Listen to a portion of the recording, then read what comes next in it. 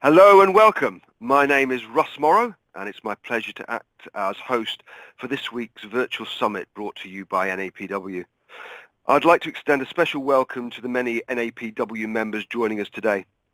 For those of you who may not be familiar, NAPW is an online and face-to-face community made up of over 850,000 professional women who join together to cultivate valuable business connections, to develop professionally, and to promote themselves and their businesses.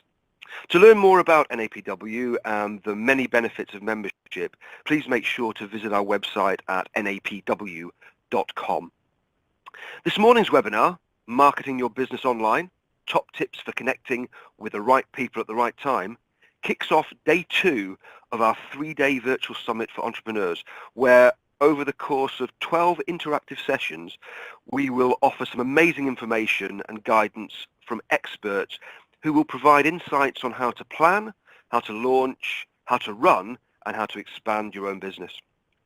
Topics covered include how to get started, how to market your business, how to negotiate, how to manage your finances and taxes, and how to build your brand.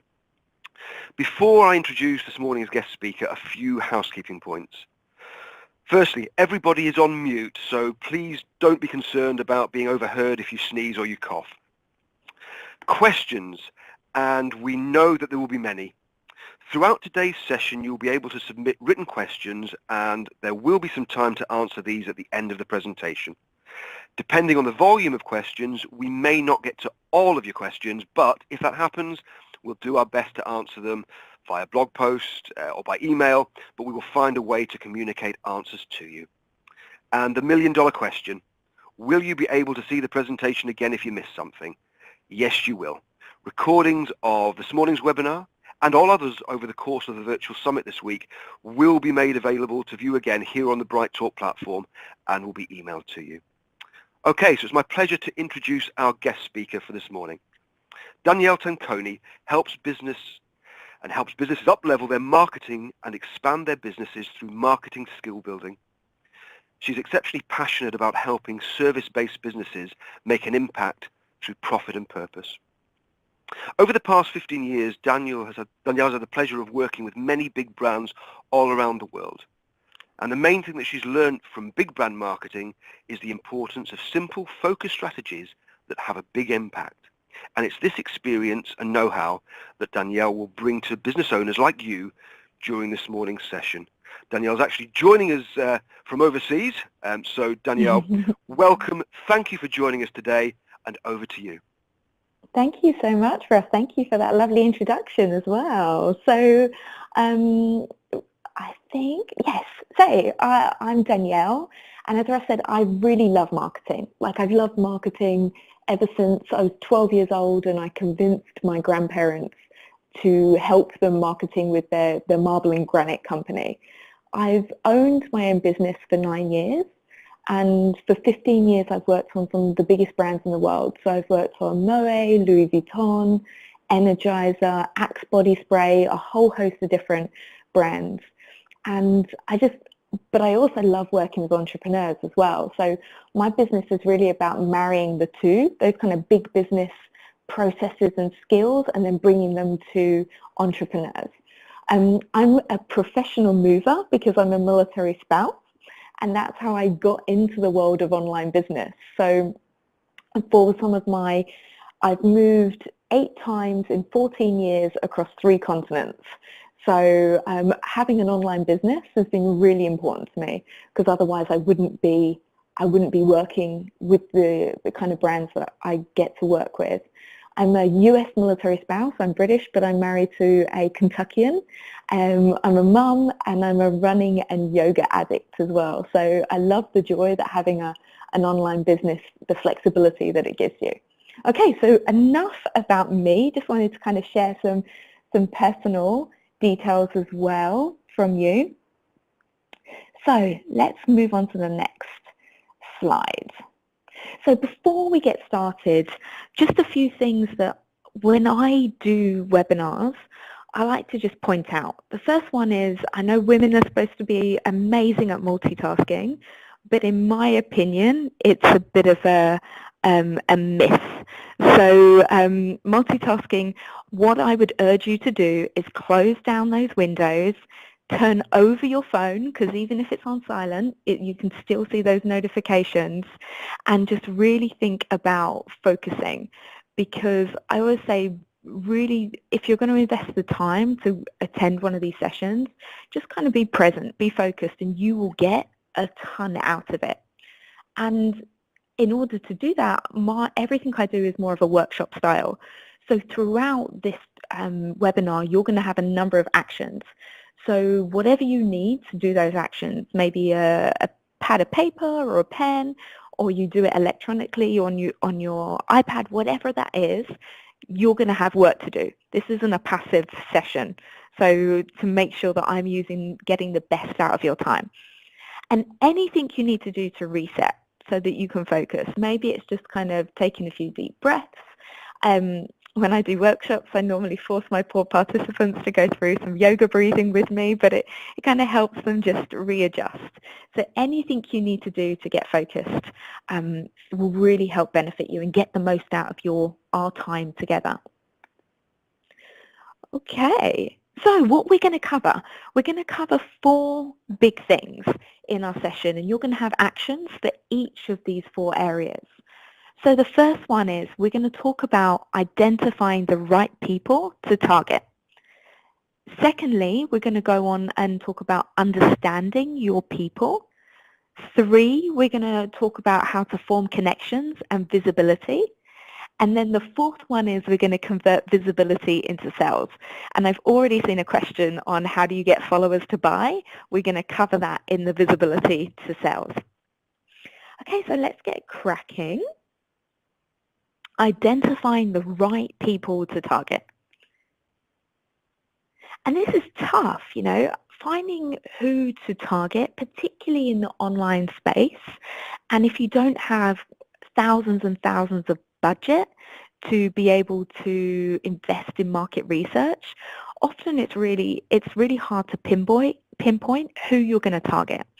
But it's so important, as Seth Godin says, everybody is not your customer. And this is one of kind of the biggest mistakes I see a lot of entrepreneurs do, is they try and be everything to everyone. And making choices as a business owner is one of the hardest things that you'll do, but one of the most important things that you will do. So how do you know who to target? Because you can say, all right, Danielle, that's great that you tell me that I need to pinpoint exactly who I'm going to focus on and who I want to target. But how do you know who you're going to? So let's go through a couple of different kind of a little bit of a checklist that I use of how do you know how to target. And part of being a online business owner and an online entrepreneur is there's going to be trial and error, and you're going to have to adjust and kind of keep tweaking along the way. But the really important thing is that you're really focused on finding who is that perfect person, that kind of, sometimes people call it the avatar or the ideal client, but who are you really targeting at?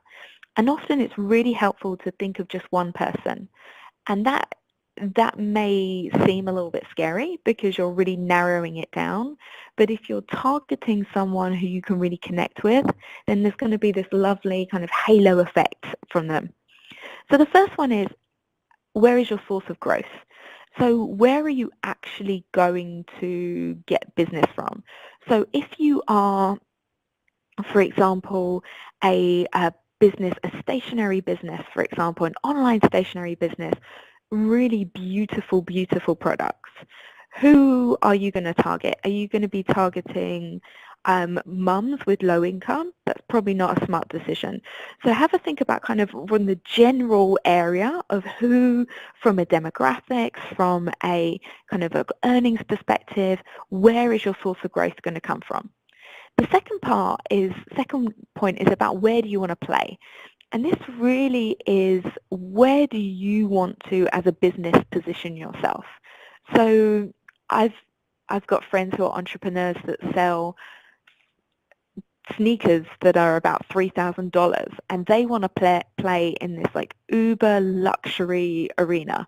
Or I work with people that want to be really, really low cost, affordable, but beautiful household decoration items. But they want it to be almost, they want it to be as low cost as possible, but they don't want to be the Walmart of decorating, but they want to be more in kind of like the Target zone. And you really have to kind of pick where you want to play. And in order to do that, you also have to know who your competitors are. And I know that competition is sometimes a little bit of a dirty word to a number of entrepreneurs, but there's a negative way of viewing competition and a positive way of viewing competition. And I think the importance is, if you know where you want to play, then you know who your competitors are, and then you can see who your competitors are selling to. And you can either choose to be in that area or maybe tweak it a little bit different to see where the opportunities are. And I like to use the example of oil of Olay as the facial, well, I'll call it the face cream, So oil of Olay, they started off as a facial moisturizer. That was all they were. So low cost in drugstores, facial moisturizer. And P&G did a huge amount of research, and they repositioned, and they said, we want to play in the world of anti-aging. And that completely changed who they're going to target, what their product looked like, how they were going to go to market. So they weren't just in drugstores, they could then go into department stores. They could go online. It opened everything up to them. So I just want you to think through, what is your oil of Olay story? So where do you actually want to play as a business? The other helpful thing to assess is who is currently buying from you. Because if you're connecting with them, then they will probably be in that space of your perfect person. So knowing who you're actually buying from, who you're kind of attracting at the moment, is really, really important, because then you can make a decision. Is that the kind of person I want to attract? Or do I need to change something in my marketing to get the people that I really want to get, who I really want to target? And a great way of doing that is also asking yourself the question, who don't you want to target? So sometimes it's really hard to come up with, okay, this is my perfect person, this is what they do, this is what they think, this is how they're behaving. And often it's easier to ask ourselves, who don't we want to attract? So, for example, I know that I can really help service-based businesses a lot better than I can help product-based business. If a product-based business is desperate to work, of course I'll work with them if we have a great connection, but service-based business, so again, that's a conscious decision that I've made as a business, and I'm sure there's a number that you have. And then the last question is, what data supports your decision? So sometimes people get a little bit nervous when they heard the phrase data sometimes. And I think it doesn't need to be tons of competitor information or competitor data or analysis. Sometimes you have it at your fingertips. So for example, the real simple things like your Google Analytics or your Facebook Analytics or anything that you currently have to hand, really look through that. If you are a product-based business online, really have a look through your sales data. When are you selling? Where are you selling to? Are there any kind of themes? Are there any, what is going on there? And that can give you a lot of insights on who you should be really targeting. So that is kind of a fast and furious overview of segmentation, essentially, but it's kind of some a checklist for how do you know who to target. And it's really important to know that there is a difference between your ideal person, your influencer, and your shopper or your customer. Give me 1 minute, I'm just going to take a sip of water.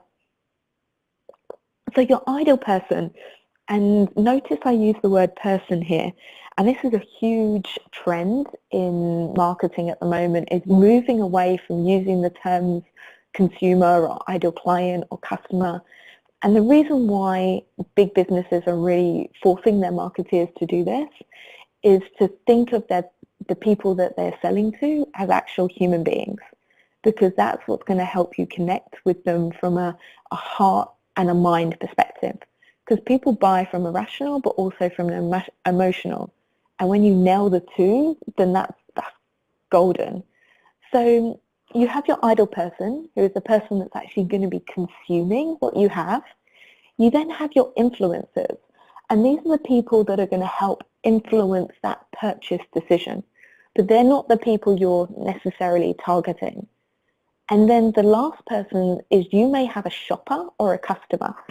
So I'll give you an example of what this means. So for example, when I worked on Axe, so I worked on Axe body spray, which was super fun. And I worked on the launch in the US. And our ideal person was a 20-year-old fraternity guy. That was our ideal person. But the influencer was sports, really cool, sporty people, basically young, kind of 25 and under, like college athletes, for example, but really kind of high-flying sports people. But our shopper was actually their mothers. So that was who was actually buying the product for them. So we had to be really, really careful when marketing that we were attracting that person, but we were actually ensuring that we didn't upset the shopper or the customer at the same time. So I think it's really important when you're thinking about your target, and what I see often with entrepreneurs is they kind of get a little bit blurred between the ideal person, the influencers, and the shoppers and the customers.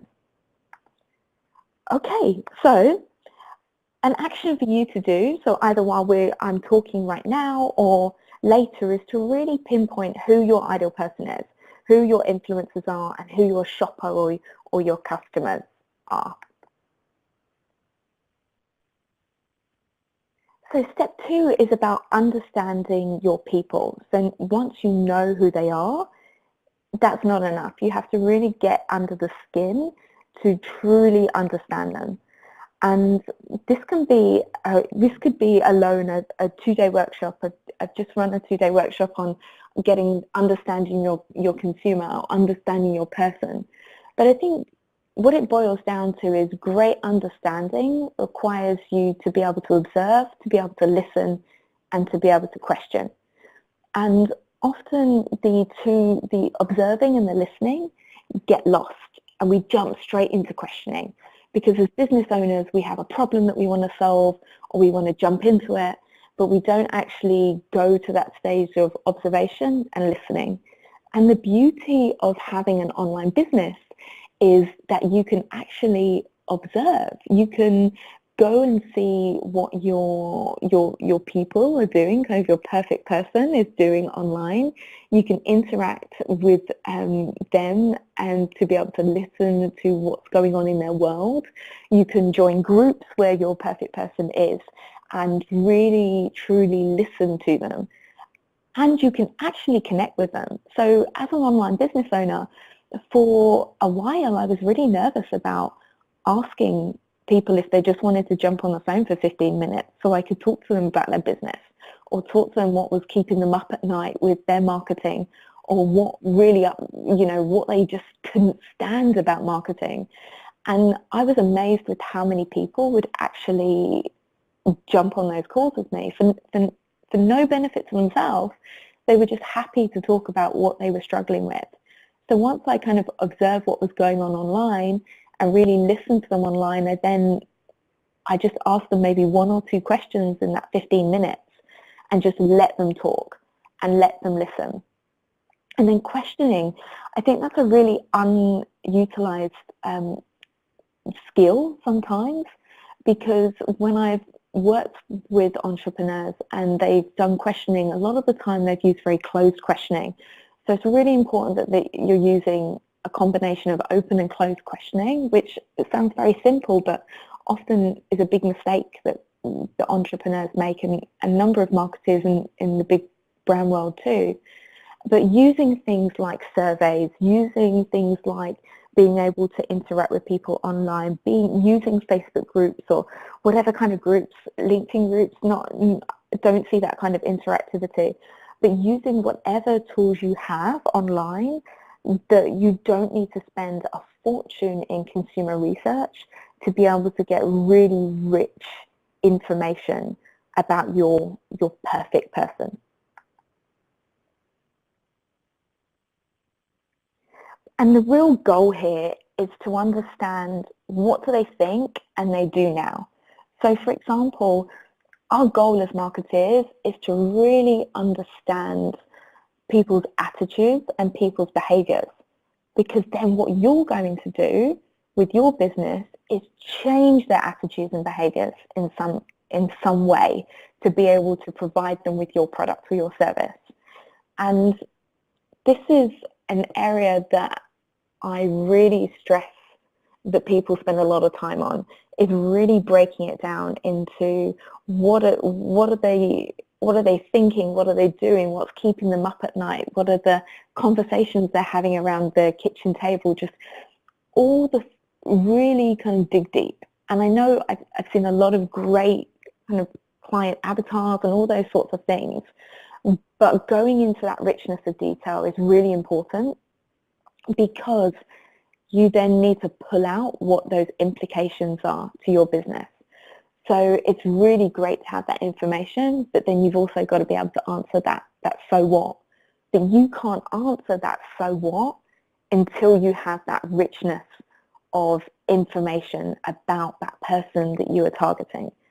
And I love this Saatchi and Saatchi quote, because it says, if you want to understand how a lion hunts, don't go to the zoo, go to the jungle.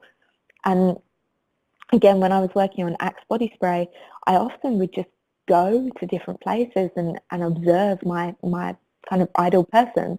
So I'd go into the drugstores and see how people were shopping for Axe. And I'd go to the pub and go and see how guys were interacting or how they were connecting with women, for example. And I just do all those kind of things to be able to really observe and to see what's going on in their world. And so that you can, the more you can understand them, the more you can connect with them, and the more you can develop a relationship where you are providing them with what they need versus trying to sell them something. And I think that is a big difference in terms of the quality of marketing that you can do as an online entrepreneur or online business owner. Okay, so one of the questions that I would love for you to really think through is, what do people think and do right now in relation to your business or your category, or the kind of the world, the part of this world that you play in? So what are they thinking and what are they doing?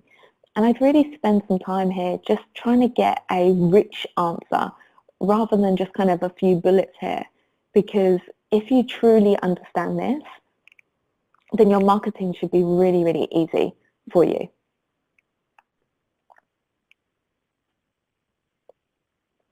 So how to form connections and essentially visibility. And I know visibility really is the big word at the moment in the world of online entrepreneurs. It's what everybody wants as a business. Excuse me one moment. So everybody wants visibility, because if you get great visibility, then you can convert that into sales. And making those connections and converting that visibility is very, very important to the lifeblood. But one of the great ways to better understand, so now you understand who you want to target, you have to define how you're going to connect with them to get that visibility. And marketing essentially is about connecting with people at the right place at the right time. And a lot of people jump from knowing their target into selling their product. And they don't think about they think about what they like to do in terms of, well, I like to be on Facebook, so I'm going to market via Facebook. They don't necessarily think about, okay, but my ideal person might not necessarily be there. And it's a really, really common mistake that even the best businesses can make. So one of the tools that I use, which is super, super simple, is this concept of a 24-hour clock. So you basically draw a 24-hour clock, and you think about your ideal person, and you just really get deep into their day, and you think about what are they doing, what time are they waking up, what are they doing when they're waking up, how are they consuming information. And this is a really great exercise, and this is something that every Unilever marketeer does. So Unilever is some of the biggest brands in the world, and they do this every year in their marketing planning.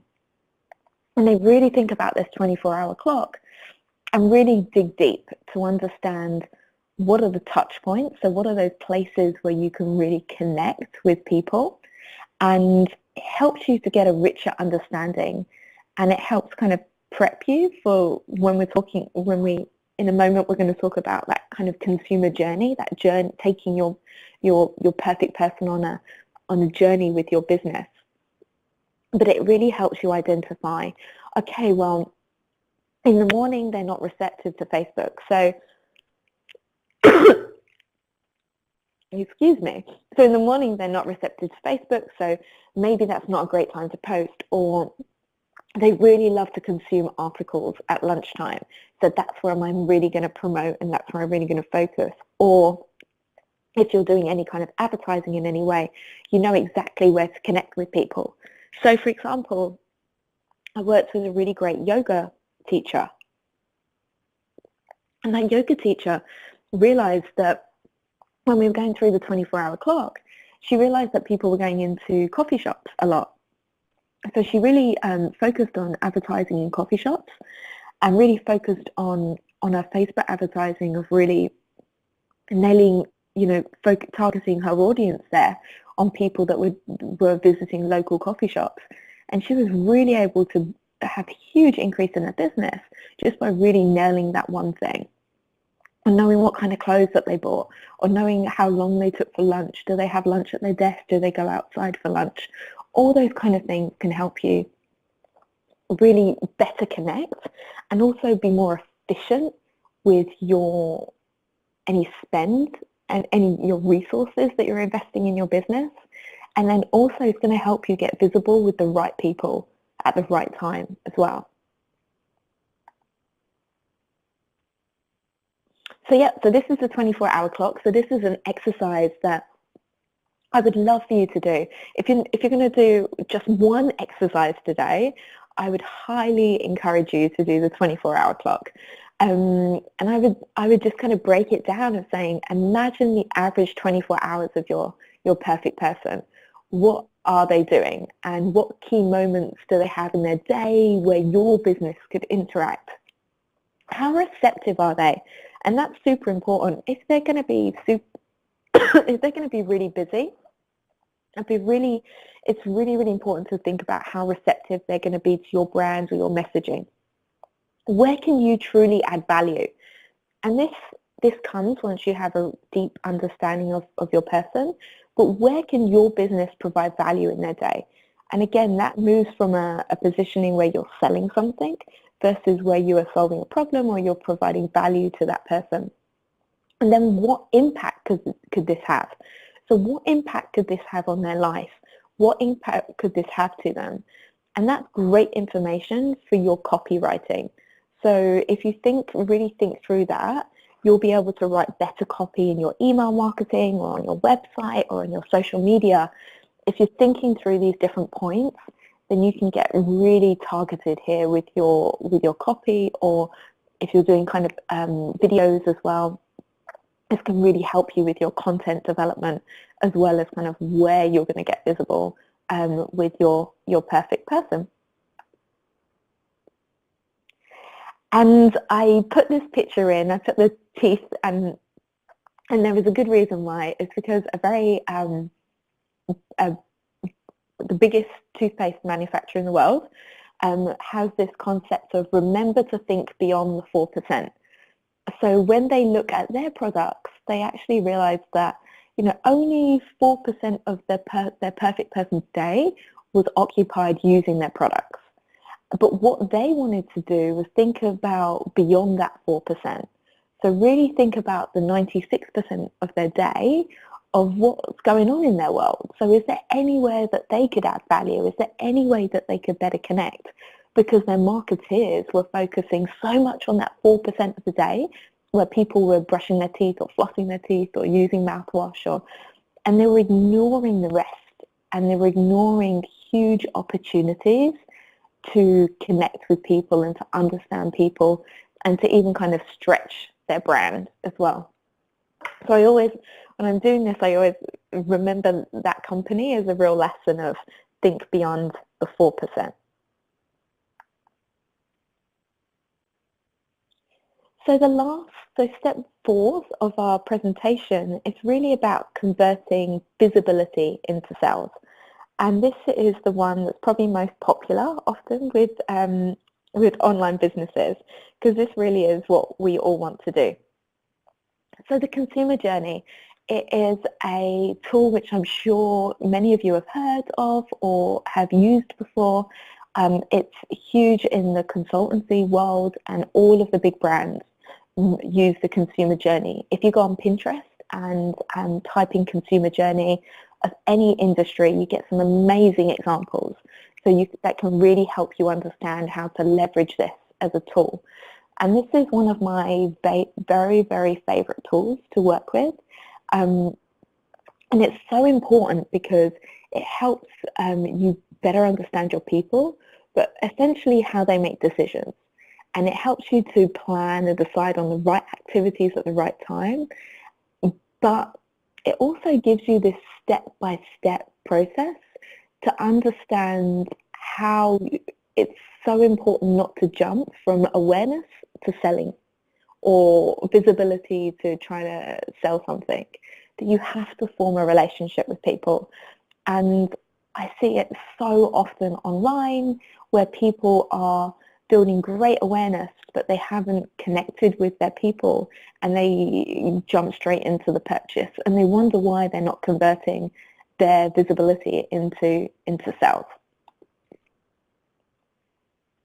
So I'm going to give you a little example just to kind of bring this, if you're not familiar with it, to bring it to life for you. So Starbucks, so one of the most well-known and well-loved and brands in the US and across the world. You can't go anywhere now without finding a Starbucks. So I just want to bring this to life, how you could use this tool using Starbucks as an example. So if we think about the first step in the journey is awareness. And so Starbucks is a very familiar name in the world. You see it everywhere. You see the branding everywhere. You can even buy merchandise with Starbucks all over it. So people have very good awareness. So you understand that coffee shops, you often think of Starbucks, and it has that connection. If you then go into the consideration phase, so consideration phase would be basically, okay, well, I think I know Starbucks makes coffee. I think I want a coffee, but I'm not sure how close it is. So they might search for it on their phone, or they might have a think about, okay, well, but where could I get a Starbucks? Where along the road could I get it, or do I have to drive there? Those kind of things. And then they move into active evaluation, which is, for example, they've decided, okay, well, I want a coffee and I'm thinking about going to Starbucks, but oh yeah, there's that independent store across the road, and maybe I should try them because they're more ethical, or maybe I should try that other coffee shop because it's cheaper. So they're actively evaluating you. And remember, I talked about at the very start, knowing your competition and knowing where that competition plays. And that's not for you to be able to copy your competition or kind of be very mindful of what they're doing. It's so you know who people are comparing you against, so who they are actually benchmarking you against. And that is so important, because how can you provide great value for your people if you don't know who else they are weighing you up against?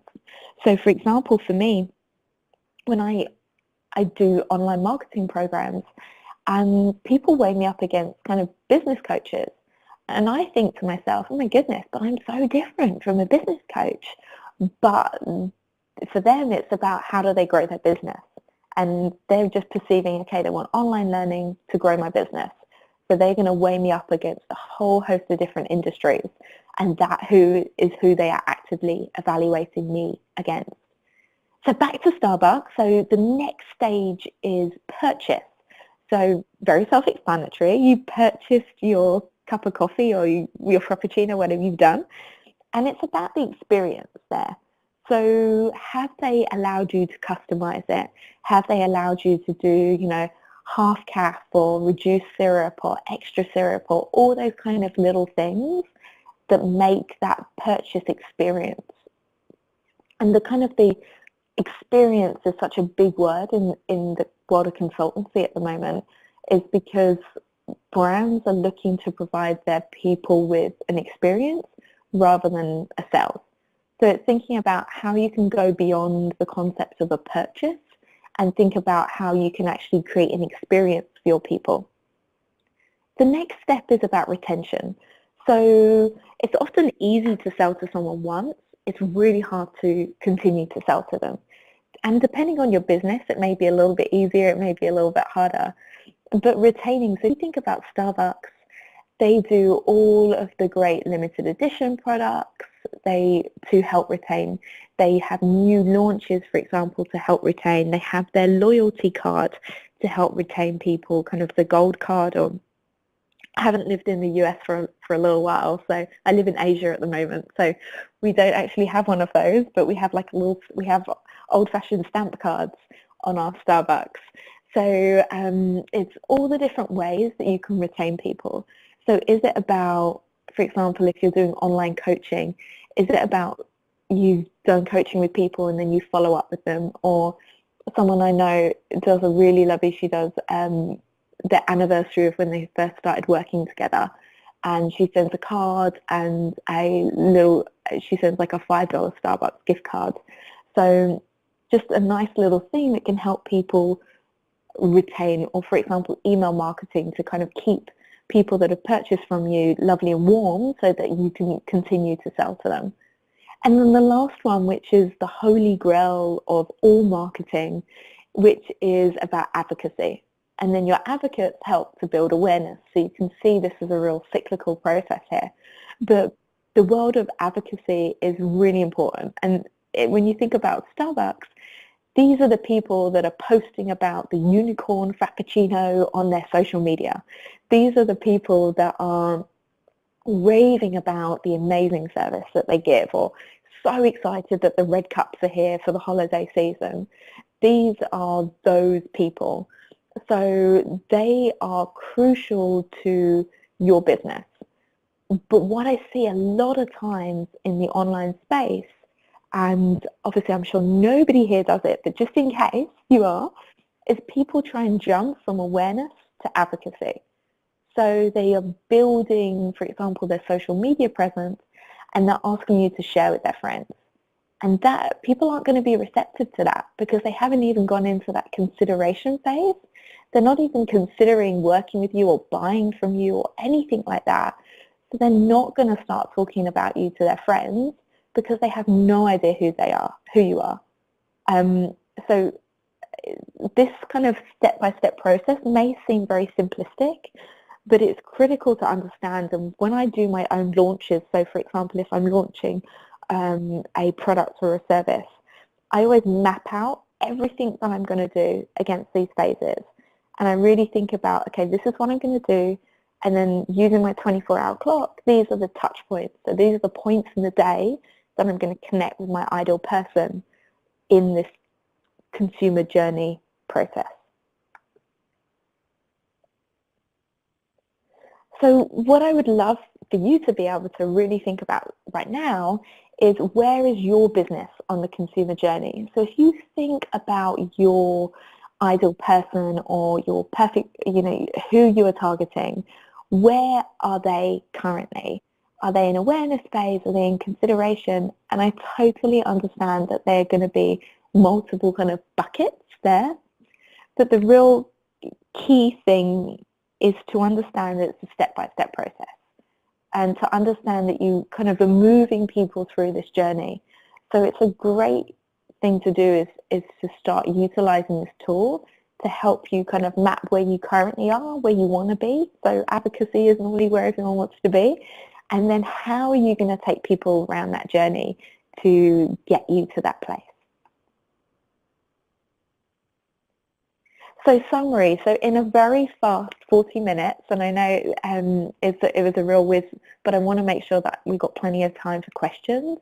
We've gone through about identifying the right people to target, so kind of that checklist of all the different things that you can do to really understand, are you in the right place or do you need to look at different groups? Understanding your people, and then how to form connections and visibility, and then converting visibility into sales using that consumer journey. And I think one just last thing before kind of we wrap up is you may have a couple of different target groups, and I think that is completely understandable. And you may want to experiment with a couple of different target groups and see, for example, you may want to experiment with different platforms. For example, one target may be on Instagram, one may be on Facebook, and you can then target them with different copy, different visuals, different offerings. And then, but the key is making a choice. So once you've experimented, kind of collected the data, understood who they are and where they stand, then the important thing then is picking one and really going with it. Because if you think about the real successful, the people that are doing phenomenally well in the online space at the moment, they have a really clear target. And sometimes that choice is really tough. Making choices is really hard because you want to be able to, service all people at all times. But if you think about where people have been successful, for example, Amy Porterfield, amazing marketer in the world of the online space, she speaks very much about how when she really forced herself to decide she was only going to focus on service-based entrepreneurs, her business really boomed because she wasn't trying to straddle the two product service. She wasn't trying to be all things to all people. So I think it's great to experiment, but then there's a point in your business that you have to choose in one group and really kind of invest your time, your resources, your energy, your cash into that group. Okay, so I'll have a moment just to look through the questions, but if you want to connect with me, if you're interested in connecting me, you can Facebook on my website and LinkedIn. LinkedIn is probably my Facebook or my preferred, and I also have online courses, and I've just launched one which is Make Big Brand Marketing Work for Your Startup, which goes through kind of all the things that I've learned from big brands and how to apply them to the world of online. So we have a number of questions, which, Russ, I'm not sure, but which one should we go through first? No, Danielle, it's been excellent, and lots of questions coming in. So we've obviously, what you're saying is really resonating with the audience. So thank you everybody who's sent in questions so far. Please do keep them coming. So there are a couple here that have come up, Danielle. I wonder if we can go through some of these. There's one there that is interesting from when you started off talking about understanding the competition. So is competitive knowledge crucial, and would you recommend spending money on a high-level competitive analysis? So 100% competitive knowledge is crucial. It's really important to know who your competition is and where they play, and also what they're currently doing. I think that's really, really important. And I would also go as far as doing SWOT analysis. So for anyone who's not familiar with SWOTs, it's the strengths, weaknesses, opportunities, and threats. And for your competitors, because that can really help you map out. I wouldn't invest any money on high-level competitor analysis until you have exhausted the free materials available, because a lot of people jump into commissioning a report or paying for a report, but what they can actually do is get a lot of this information online, and they can get a lot of information by just talking to people. So I always say that if you can, as a business owner, you're going to remember the stuff that you found out yourself far more than the stuff that you've read in a report, and you'll be able to observe it as well a lot better. However, if you are strapped for time and you have a team, so if you're not a solopreneur, you've got a business, then I think it's really great to invest some time, some resource on competitive analysis. And just to add one more thing to that is that the concept of wargaming is something that some businesses do brilliantly. So when they're thinking of launching something, or they've got different ideas for different products or services, they wargame it. And the way that they wargame it is that they play different businesses. So they'll pick their top 2, 3, 4 competitors, and they will say, okay, so they do 2 things.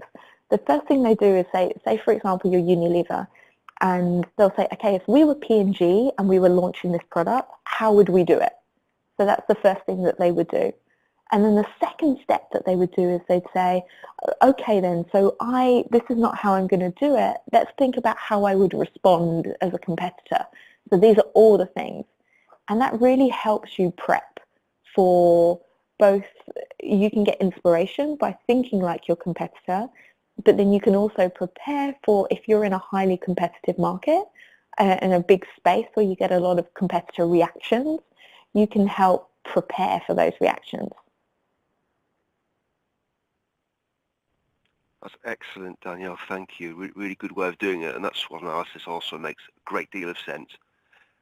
We've got a number of questions here that have come in about utilizing social media.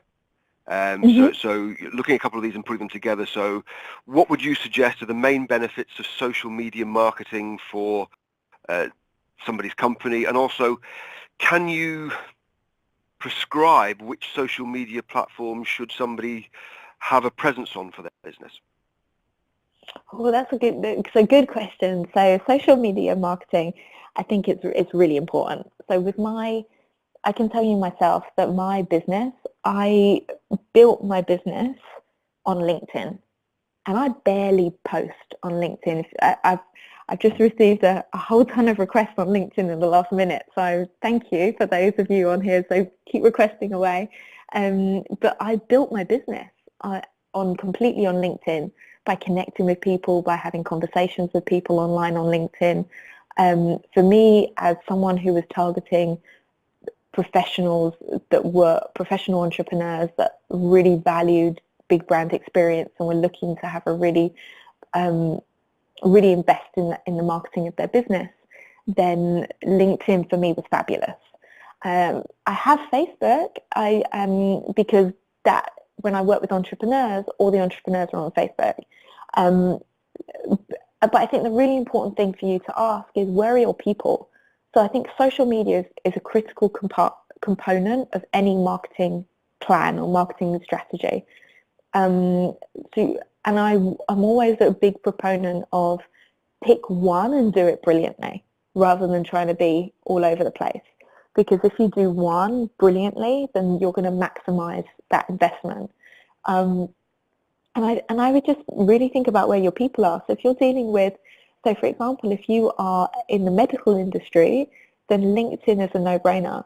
The other thing is I've worked for a couple of years as a marketing manager in the pharmaceutical world and for Merck, and we found that our doctors were all on YouTube. They would use YouTube more than anything in the world for looking for video content. But they loved looking on YouTube, and they would not even spend a minute on Facebook. They didn't even know what Instagram was. And they were on LinkedIn, but they only checked once a month. So it's really about understanding who you are targeting, and then getting the best platform, and then doing a good job with it as well. So it's not going to just do its work for you. You're not suddenly going to get visible if you get on Facebook. It's about creating great quality content that's going to connect with people.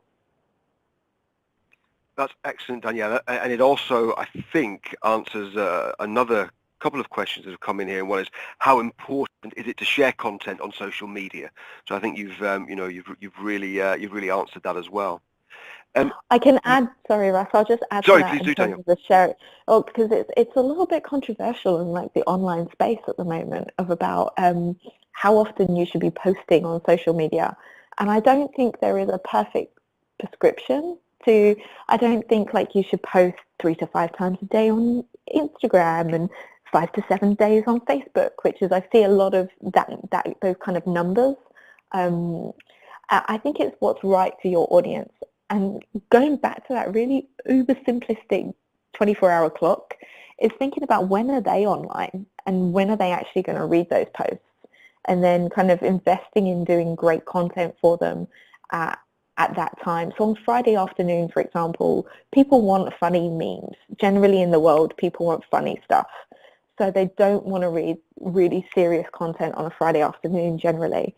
So it's just thinking about that, thinking about kind of the human perspective um, rather than strictly planning that social media and making sure that, you know, you have a quote and then you have a blog and then you have a reaction. It's kind of not formulaic.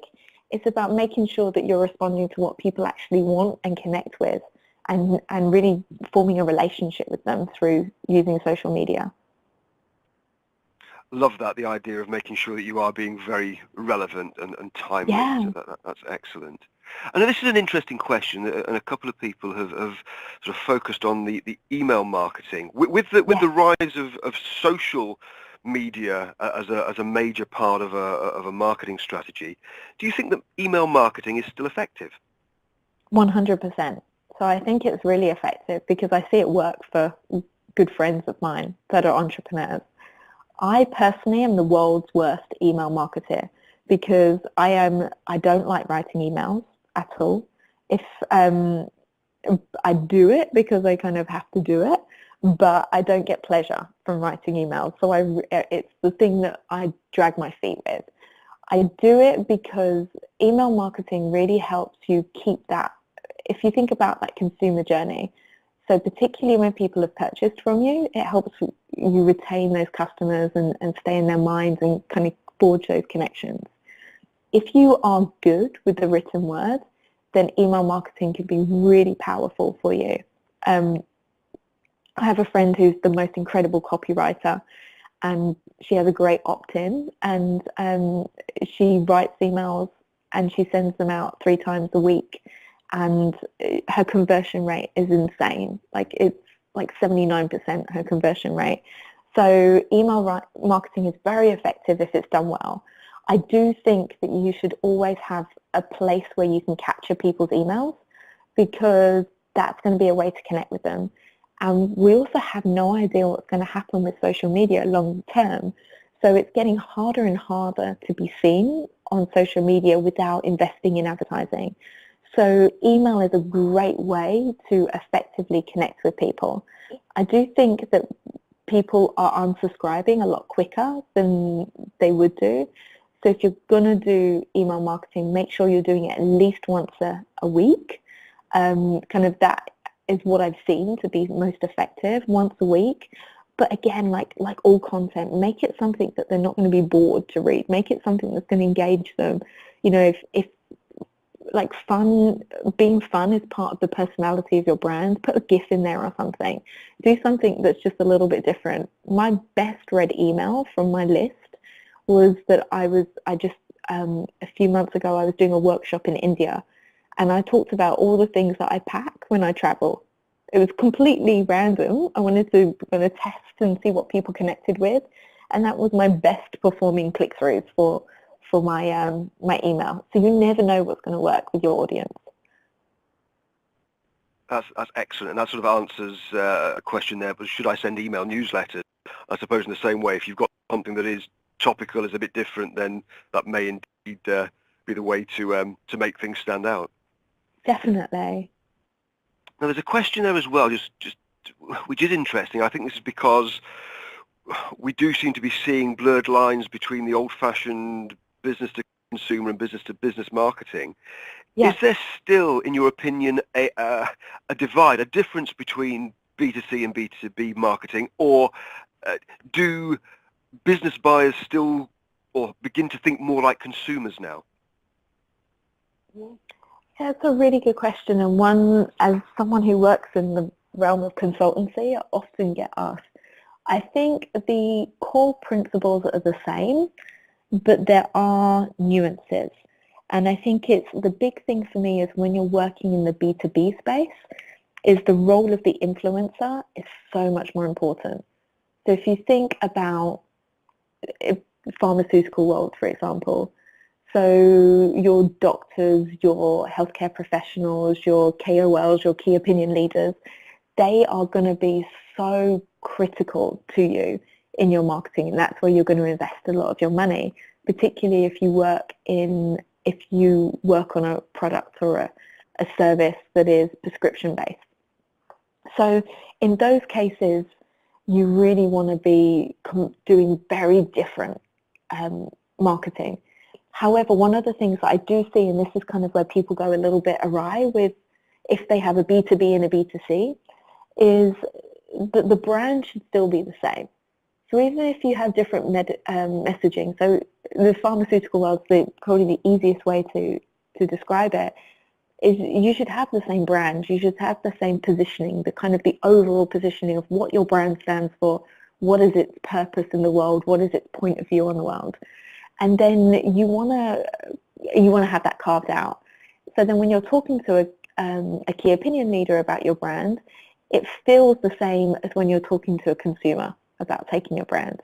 And I think that's critical. So kind of the start point and the end point are the same, but it's kind of all that stuff in the middle. You also want to really think about the B2B space. You really want to think about that consumer journey, but then also where the feedback loops are as well in that consumer journey. You could almost like draw lots of little loops in that little diagram there, and it would be very confusing, but there are feedback loops in there from particularly when you're thinking about approaching it from a B2B perspective. So yes and no is the answer to that question. No, great way of answering what was a very difficult question. So brilliant. Now I know that we are rapidly reaching the end of the time. So what I'm going to try and do, Danielle, is try and put a couple of questions together here. And thank you to everybody who has asked questions, and apologies that we haven't got through all of them. There are lots and lots still there. There's a question there about what do you think about buying in or renting prospect lists? What are the pros and cons of doing this? And also, if I can also try and tie in the question that seems to be on quite a few people's lips is really to do with data protection. If you're buying in lists, and here we're getting the CAN spam law, we're also getting the soon to take place general data protection regulation, GDPR. Can you give us, in a nutshell, any advice on marketing to bought in lists and what we need to be aware of? Yeah, that's a difficult question for me to answer because I suppose it's quite an easy question for me to answer because I'm of the opinion that you shouldn't do it. And that's just my own, and that's my personal opinion as a marketer. Now, lots of people would argue against that because how are you supposed to connect with people? But for me, I think it's very difficult to make genuine connections with potential people if you just bought the list and you're very much cold connecting with them. I think there are far more effective ways of connecting with people without buying lists, and it stops you from having the legal aspects as well. It's just also complicated and also risky as well from like a data protection standpoint that I personally, when I work with any brand, any company, it's just not a method that I promote. Wise I'm words. sorry, I wanted a real difficult one. A better answer than that, but I was like, I just don't do it because I think there's so many better ways that you can do it. I think you're absolutely right, yeah, and a beautiful way of handling that one. So thank you. Sorry for putting you on the spot a little bit. Don't worry, I'm here for. Danielle, we have come to the end of our allotted time for the webinar. Danielle, thank you so much. Really enjoyed the session and have learned a great deal. Thank you for sharing everything with us. Thank you. I appreciate it. Thank you. Recordings of Danielle's webinar and all the others over the course of the virtual summit this week will be available. They'll be able to view here on the Bright Talk platform and will also be emailed to you. Thank you everybody for joining us. If you haven't already done so, please make sure that you register for and attend other sessions taking place today and tomorrow. We've got some excellent sessions later today, including how to take your business to the next level. We have a session on building your brand and one on creating the win-win scenario through negotiating skills. Please also remember to visit napw.com for details of the many benefits that membership of the NAPW brings. So to draw us to a close, thanks once again, Danielle. Been an exceptional session. Thank you to everybody for joining us this morning. I very much look forward to welcoming everybody to other virtual seminar sessions over the next 2 days. Thank you very much indeed on behalf of NAPW.